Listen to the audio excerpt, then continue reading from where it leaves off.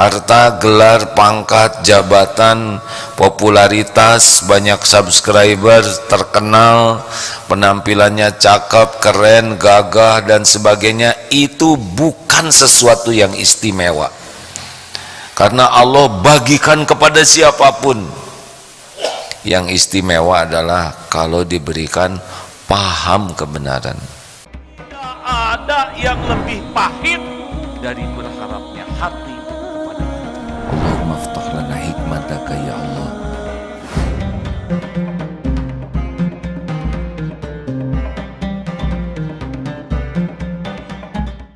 Bismillahirrahmanirrahim.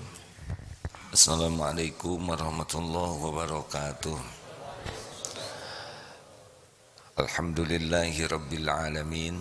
Alhamdulillahillazi anzala sakinah fi qulubil mu'minin liyazdadu imanan ma'a imanihim. Allahumma salli ala Muhammadin wa ala alihi wa ashabihi ajma'in.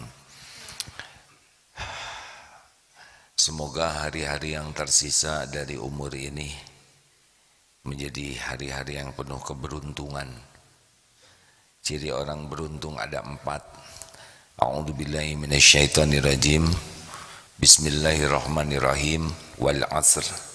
Innal insana lafi khusr illal ladina amanu wa 'amilus shalihat wa tawassaw bil haqq wa tawassaw bis sabr.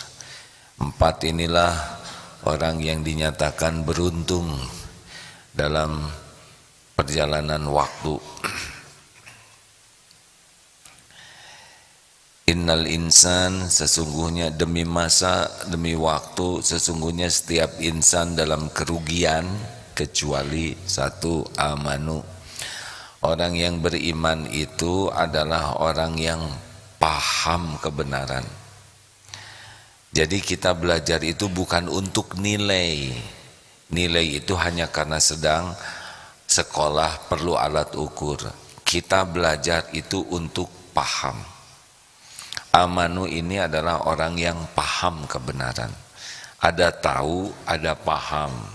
Kalau tahu itu hanya dengan mendapat informasi. Kalau paham itu dengan belajar sungguh-sungguh. Maka Rasulullah SAW bersabda, "Wa may yuridillahu bihi khairan yufaqihu fiddin." Barang siapa yang dikehendaki Allah kebaikan baginya, Allah menghendaki nih seseorang bekal jadi baik, ciri khasnya adalah dimudahkan paham agama. Jadi kalau orang dikasih uang oleh Allah banyak, itu biasa saja. Dikasih kekayaan melimpah, biasa, nggak ada apa-apanya. Karena penjahat juga, orang yang zolim juga dikasih oleh Allah kekayaan dan bisa lebih banyak dari kita. Kalau orang dikasih gelar panjang berenteng, itu juga biasa saja. Tetapi dikasih harta dan dikasih paham kebenaran, itu luar biasa.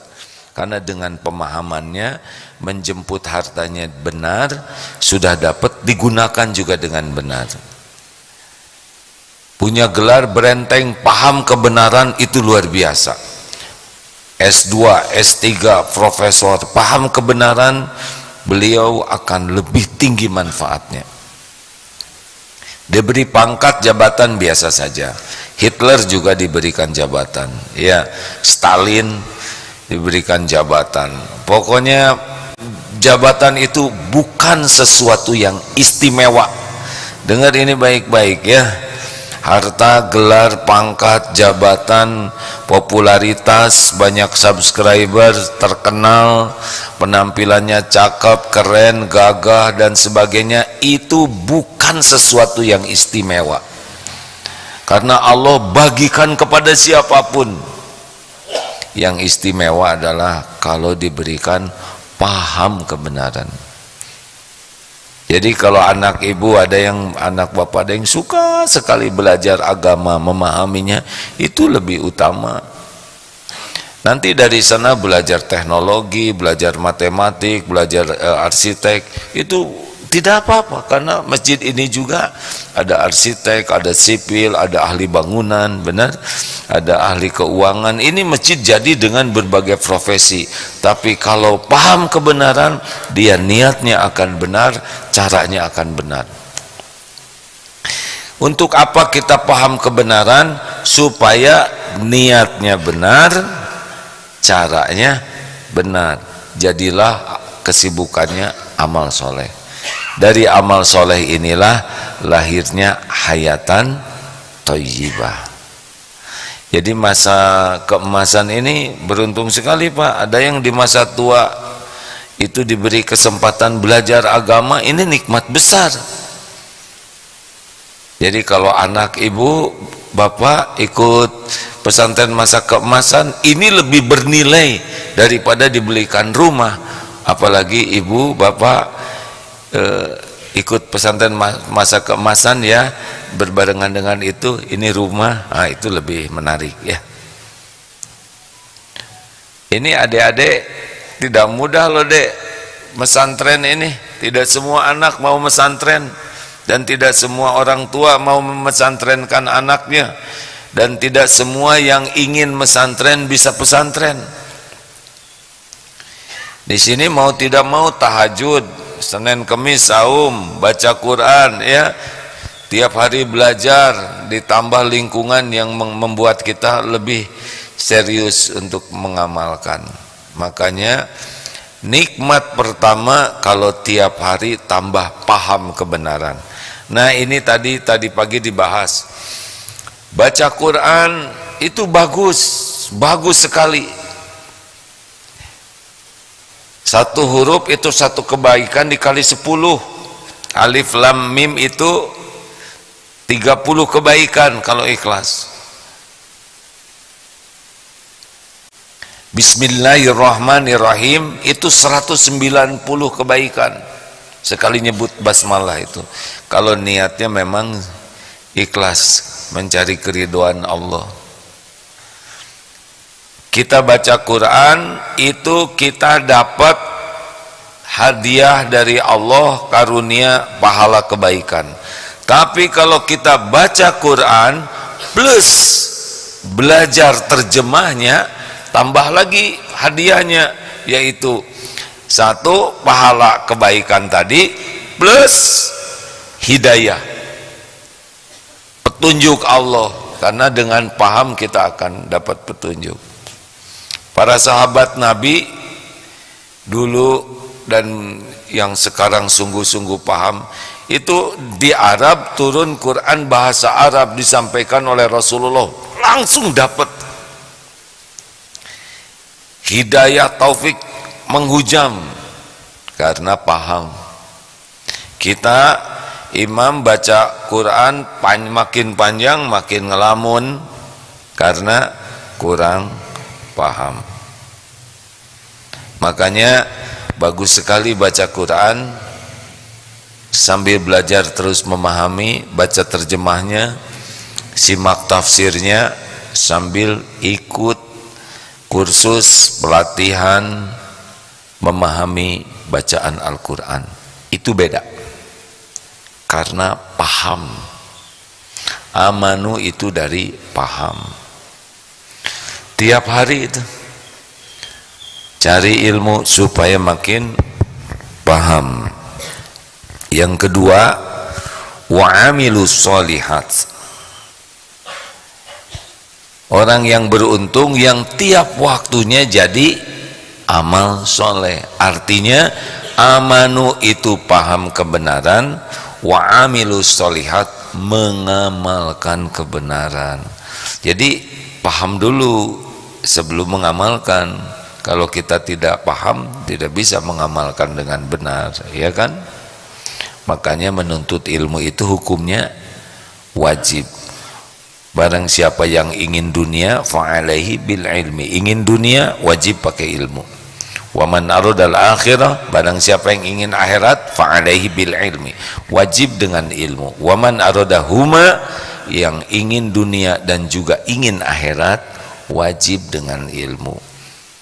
Maka kalau orang tidak semangat belajar, tidak paham kebenaran, tidak akan bisa mengamalkan kebenaran. Ingat ya, ilmu itu pupuk iman, kurang ilmu, kurang iman, tak berilmu bisa tak beriman. Ilmu itu pemandu amal, kurang ilmu pasti kurang amal. Tidak punya ilmu tidak bisa beramal. Makanya belajar itu tidak pernah mengeluarkan biaya. Belajar itu adalah investasi. Ongkos, bayaran untuk sekolah, untuk biaya kursus itu bukan biaya, bukan pengeluaran. Semuanya itu namanya apa? Investasi, modal kesuksesan. Jadi jangan hitung-hitungan kalau buat nyari ilmu. Masa keemasan harus keluar biaya, ya daripada uang disimpan sejumlah itu jauh lebih baik untuk jadi ilmu. Kalau punya uang ya, ini ada pelatihan kursus, ada 2 kursus, milih kursus mengurus jenazah atau kursus menjadi jenazah. Mau yang mana? Belajar kursus memahami bacaan Al-Quran, misalkan 2 juta, itu lebih baik dikeluarkan buat paham Quran daripada ditabung nggak jelas di sana, ya kan? Uangnya diem aja, nggak ada apa-apanya. Kita meninggal sudah jadi milik orang lain, dan kalau Allah mau ngambil tinggal bikin penyakit aja 2 juta hilang seketika tuh. Kalau dipakai belajar itu namanya investasi. Ongkos jauh investasi, capek investasi.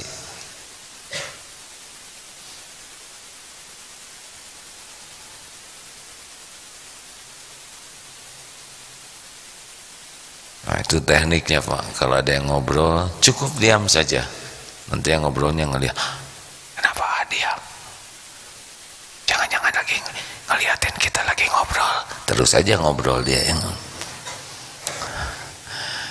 2, wa amilus solihat. Jadi kerjaan kita hidup ini adalah hanya untuk beramal soleh, gak ada lagi yang lain. Sesudah paham amal soleh, waktu kita tuh tadi adik cerita itu tukang tambal ban. Kalau hanya niatnya nambal ban, ya tidak ada apa-apanya selain dapat uang dari tambal ban. Tapi niat nolong orang, niat membahagiakan orang, ya kan? Kalau ban kempes kurang bahagia, ya. Membuat orang lebih mudah melaksanakan tugasnya. Belum lagi ketika melayaninya dengan penuh sopan santun, niat dakwah. Prosedur nambal ban itu jadi amal soleh yang besar. Amal soleh itu man amila soliham min dzakarin au unsa wa huwa mu'min falanuhyiyannahu hayatan thayyibah. Hidup bahagia itu penyebabnya adalah amal soleh. Jadi kalau kita kurang bahagia, berarti kita belum menjadikan aktivitas kita jadi amal soleh. Di sana syarat amal soleh ada berapa? Ada berapa? 2 ada. Tertipu ini ya. 2. 1 niat harus ikhlas betul. Yang kedua caranya ittiba kepada Rasul. Tapi ini tidak dicontohkan oleh Rasul. Rasul tidak melakukannya. Tunggu dulu, sunnah Rasul itu ada 3 ya. 1 qaul, dengan perkataan Rasulullah menyuruh. 2 dengan perbuatan Rasul, Rasul mencontohkan. Dan yang ketiga takrir, sahabat melakukan, Rasulullah tidak melarang, mengetahuinya.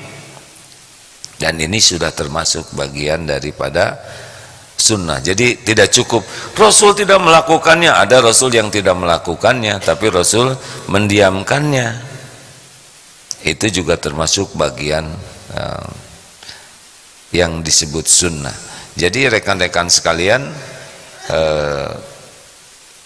kita harus selalu meluruskan niat.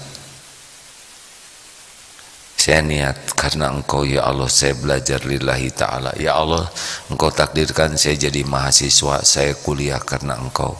Ya Rabb, saya bahagiakan, muliakan orang tua saya karena Engkau. Ya Allah, saya sebagai kepala keluarga bekerja semata-mata mencari keridhaan-Mu. Saya menjemput rezeki hanya karena Engkau ya Allah. Ya Allah, saya berdagang hanya mencari keridhaan-Mu ya Rabb.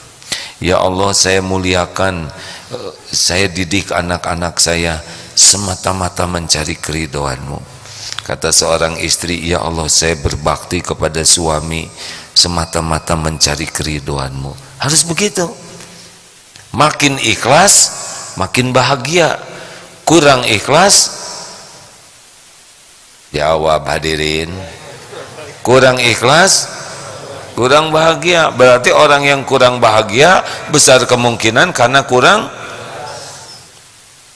Iya. Kenapa dia kurang bahagia? Karena dia lebih berharap dari selain Allah. Ingin dipuji, ingin dikagumi, ingin dihormati, ingin dibalas budii, ingin diperlakukan spesial oleh manusia, bukan ingin diterima oleh Allah amalannya. Nah, itu yang bikin tidak bahagia. Makin banyak berharap dari makhluk, makin tidak bahagia.